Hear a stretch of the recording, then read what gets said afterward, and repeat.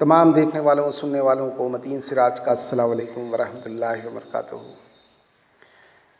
انشاءاللہ تعالیٰ آج میں اللہ کی مدد سے سورہ الضحیٰ کی تفسیر بیان کروں گا، اور اس تفسیر بیان کرنے سے پہلے آپ سے گزارش ہے کہ آپ اس چینل کو سبسکرائب کر دیں اور بیل کا آئیکن پریس کریں اور لائک پریس کر دیں۔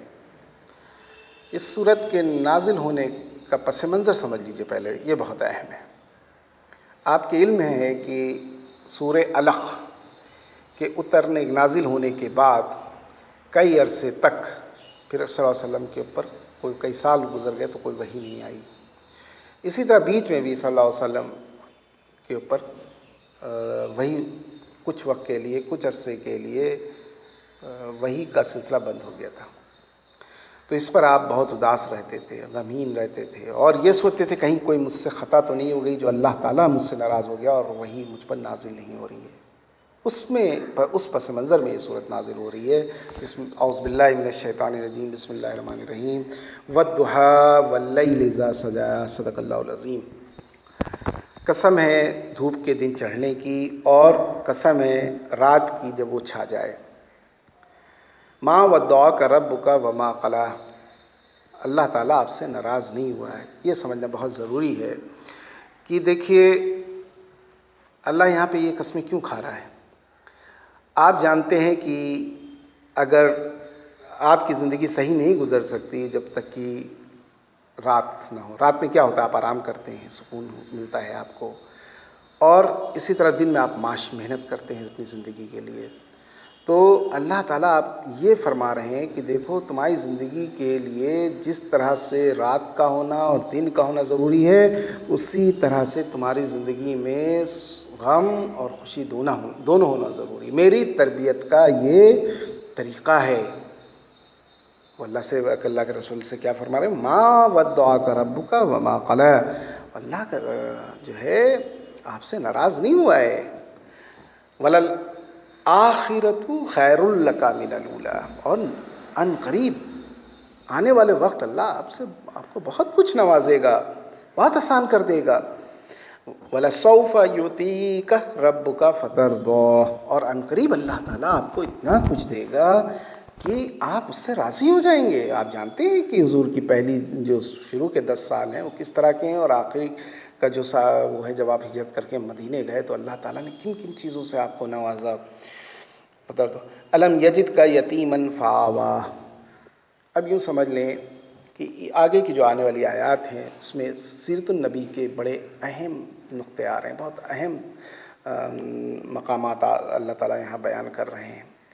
کیا کہہ رہے ہیں اللہ تعالیٰ، الم یجد کا یتیمن فآویٰ، کیا اللہ نے جب تم کو یتیم پایا تو مدد نہیں کی؟ آپ جانتے ہیں کہ آپ کے علم میں ہے کہ جب صلی اللہ علیہ وسلم کی پیدائش بھی نہیں ہوئی تھی تو آپ کے ابا حضرت عبداللہ کا انتقال ہو جاتا ہے، آپ 6 سال کے ہوتے ہیں تو آپ کی امی ہیں حضرت آمنہ کا انتقال ہوتا ہے، پھر آپ کی پرورش 10 سال تک آپ کے دادا عبد المطلب نے کی، پھر ان کا بھی انتقال ہو جاتا ہے، پھر آپ کی پرورش حضرت زبیر اور آپ کے چچا حضرت زبیر اور حضرت ابو طالب نے کی۔ ان کے دلوں میں کس نے محبت ڈالی؟ اللہ ہی نے تو ڈالی۔ تو اللہ فرما رہے ہیں جب تم یتیم تھے تو میں نے تم کو سہارا دیا۔ وَوَجَدَكَ ضَالًّا فَهَدَىٰ، اور جب تم ہدایت، جب تمہاری عمر اس مرحلے میں پہنچی کہ تم نے غور فکر شروع کی تو اللہ فرما رہے ہیں میں نے تم کو ہدایت دی۔ آپ جانتے ہیں جب صلی اللہ علیہ وسلم کی عمر 40 سال کی ہوئی، انہیں غور فکر شروع ہوا تو آپ غار میں ہیرا میں جا کر کے کئی دن تک بیٹھے رہتے، تو اللہ فرما رہے ہیں کہ ہم نے اس وقت تم کو ہدایت دی۔ وَوَجَدَكَ عَائِلًا فَأَغْنَىٰ، اور جب تم تنگ دست تھے میں نے تمہاری مدد کی۔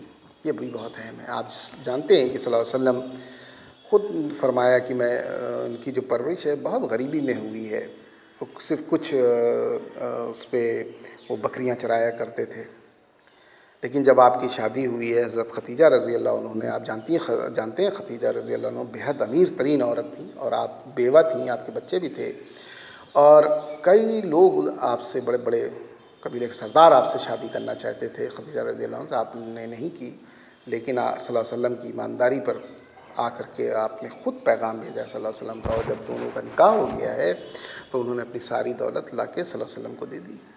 تو اللہ ہی کے ذریعے تو ہوا یہ.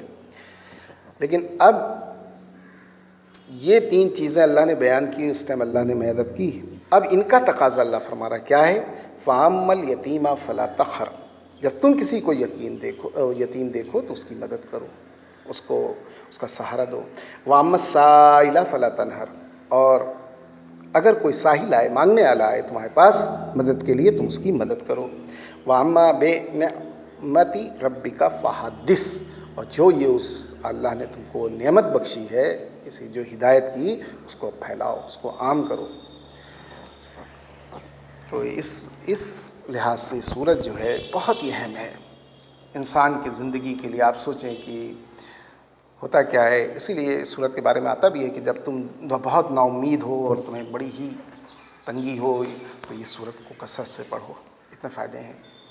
اور اس میں یہ بھی بتایا گیا کہ غم اور جو خوشی ہے یہ تمہاری زندگی کے لیے پرورش کے لیے، تمہاری دونوں چیزیں تمہارے زندگی کے لیے ضروری ہیں. تو انسان کو اگر اس کو کبھی اللہ نے بہت دیا تو پھر اللہ اس سے لے لیتا ہے آزمانے کے لیے، تو اس کو شکایت نہیں کرنی چاہیے. اور اس میں یہ بھی ہوتا ہے کہ کبھی اس میں جب آپ بہت زیادہ پریشان ہو تو اللہ کے نعمتوں کو یاد کرو جو اس نے تمہیں پہلے بخشی تھیں. یہ چیزیں اس سے دکھی نہ ہو، یہ تمام چیزیں ہیں. اور اسی طرح سے اگر کسی انسان سے اگر تمہیں کوئی تکلیف ہو رہی ہے یا اس کے لیے کچھ غلط چیزیں پیدا ہو گئی ہیں، تو یہ سوچے کہ اللہ فرما رہے ہیں کہ تم اس وقت کی چیزیں بھی یاد کرو جب اس نے تو اللہ کی مدد سے تمہاری مدد کی تھی.